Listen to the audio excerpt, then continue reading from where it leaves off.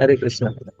जैसे हमने डिस्कस किया था कि आज हम लोग कार्तिक महीने के विषय में थोड़ा सा बात करेंगे कि कार्तिक क्यों इतना महत्वपूर्ण है। कार्तिक के विषय में बताया जाता है कि अगर कोई गलती से भी अगर भगवान को लैंप ऑफर कर दे, इवन गलती से भी, तो भी उसको भगवान की बहुत विशेष कृपा प्राप्त हो जाती है। शास्त्रों में वर्णन है कि इवन एक बार एक चूहिया भी एक ऑल्टर में ही चली गई थी गलती से कुछ ऐसा लड्डू वड्डू खाने के लिए, और वहां पे उसके शरीर में वो जो दीप है, उसमें दीप से उसके शरीर में आग लग जाती है। और उसको आग लगने के कारण अब वो अपने आप को बचाने के लिए इधर उधर से कूदती है, उसको भी भगवान एक्सेप्ट करते हैं कि लैंप ऑफर कर रही है। और उसके कारण भी नेक्स्ट जीवन में उसको मनुष्य शरीर मिलता है, एक राजकुमारी का शरीर मिलता है। और फिर उसमें उसकी अध्यात्म मतलब अच्छे से भक्ति करके फिर उसका काफी अच्छे से उसकी आध्यात्मिक प्रगति होती है। मतलब सोचिए कि कोई गलती से भी अगर भगवान को लैंप ऑफर कर दे कार्तिक महीने में, तो इतना इतना फल है कार्तिक का।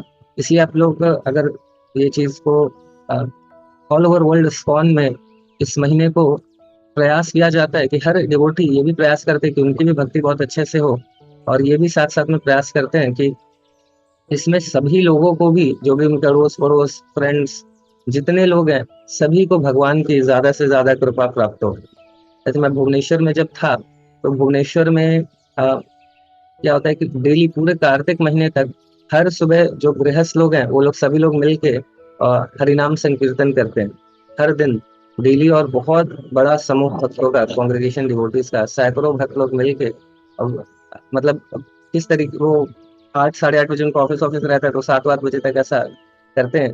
तो अब यहाँ पे तो खैर परमिशन ही नहीं मिलेगा, हम लोगों को पता चला यहाँ पे हम लोग जाके गए तो हमारे पे तो वो टमाटर फेंकना शुरू कर देंगे नोएडा वगैरह में, इतने सुबह सुबह अगर करे तो। बट वहां पे ऐसा नहीं होता था। काफी बाकी लोग भी बहुत अच्छा फील करते थे जब डिवोटीज आते थे हरिनाम करने के लिए।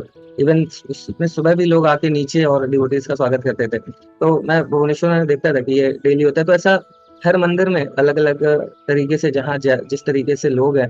तो अपने नोएडा टेम्पल में क्या है कि टेम्पल में तो होता ही है, टेम्पल में कितने हजारों भक्त लोग तो आके दीपदान करते हैं, भगवान को अर्पण करते हैं। उसी तरीके से अलग अलग जगह पे भी लैंप ऑफरिंग करते हैं भक्त लोग अलग अलग सोसाइटीज में, घरों पे, ताकि ज्यादा से ज्यादा लोगों तक को अगर भगवान का नाम हरे कृष्ण महामंत्र सुनने का अवसर मिले। क्योंकि अभी जो भी हम कार्य करेंगे ना, उसका कई हजारों गुना फल मिलता है।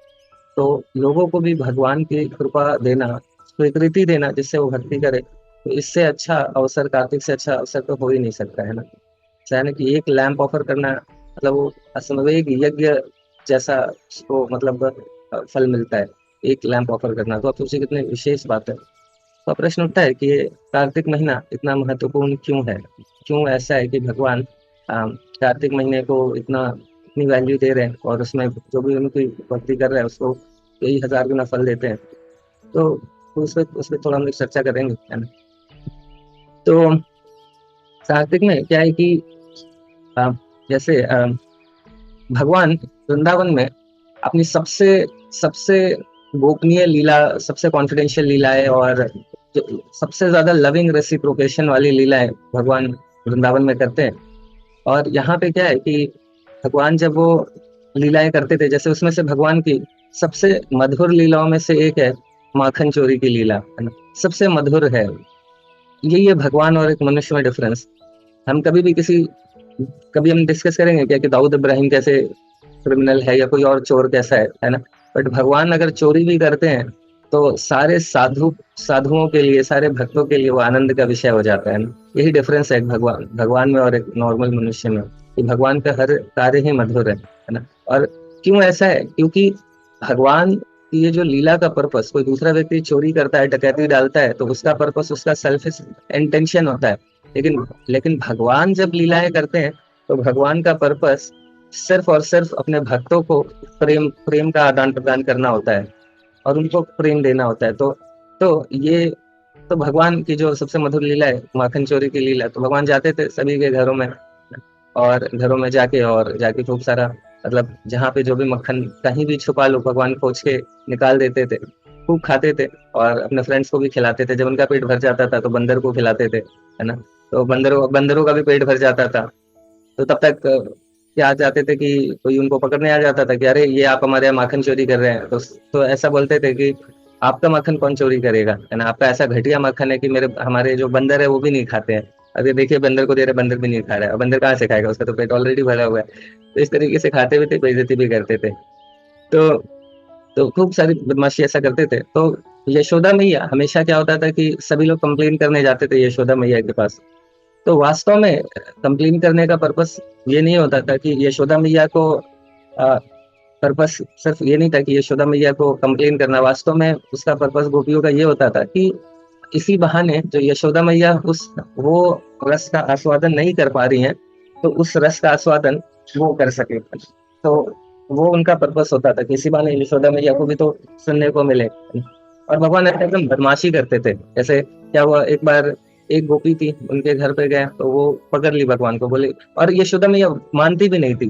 यशोदा मैया कहती थी हमारी इतनी 9 लाख गाय है, आप इसको क्या जरूरत है आपके घर जाके माखन चोरी करे, हमारे यहाँ क्या मक्खन की कमी है। ऐसा करके हमेशा यशोदा मैया मानती नहीं थी। तो एक दिन क्या हुआ कि एक गोपी थी, तो उन्होंने भगवान को पकड़ लिया। फिर पकड़ के बोले चलो आज मैं तुमको, यशोदा जब भी बोलती हूँ तो मानती नहीं है, आज मैं तुम रंगे हाथों तुमको पकड़ के लेके जाऊंगी सबूत के साथ। तो लेके गई भगवान को। जैसे ही वहां गई तो भगवान ने क्या करा, अपना रूप, मतलब उनके बेटे का रूप ले लिया। तो फिर देखा उनकी, मतलब जैसे उनके अपने बेटे का रूप ले लिया, उनके बेटे का। तो वो गई यशोदा मैया के पास। तो बोली देखो आज मैं कृष्ण को लेके आई हूँ सबूत के रूप में। और जैसे ही लेके जाती हैं तो देखती हैं कि ये तो कृष्ण की जगह ये है, मतलब उनके बेटे हैं। तो फिर यशोदा भी बोलते देखो तुम इतना ऑब्सेस्ड हो गई हो कृष्ण में कि तुमको हर जगह कृष्ण ही दिखता है। बोली नहीं, पकड़ी तो मैं इनका ही हाथ है, पता नहीं ये कहाँ से आ गए। ऐसा करके फिर वो बड़ा आश्चर्य में पड़ जाती है। फिर जब जाने लगती हैं तो भगवान उनको फिर हरकाते हैं, बोलते हैं कि अच्छा तुम मुझे पकड़ के लेके गई थी ना, इस बार तो मैंने जस्ट तुम्हारे बेटे का रूप लिया है, अगली बार अगर पकड़ी ना तो तुम्हारे पति का रूप लेने वाला हूँ मैं, फिर सब हंसेंगे तुम्हारे ऊपर। तो इस तरीके से भगवान मतलब अति कर दिए थे बदमाशी का। तो लेकिन इससे गोपियों को भी बहुत बहुत आनंद आता था, बहुत आनंद आता था। वो चाहती थी, भगवान से प्रार्थना करती थी कि ऐसा हो कि वो आए और चोरी करे। तो यही लविंग रेसिप्रोकेशन है।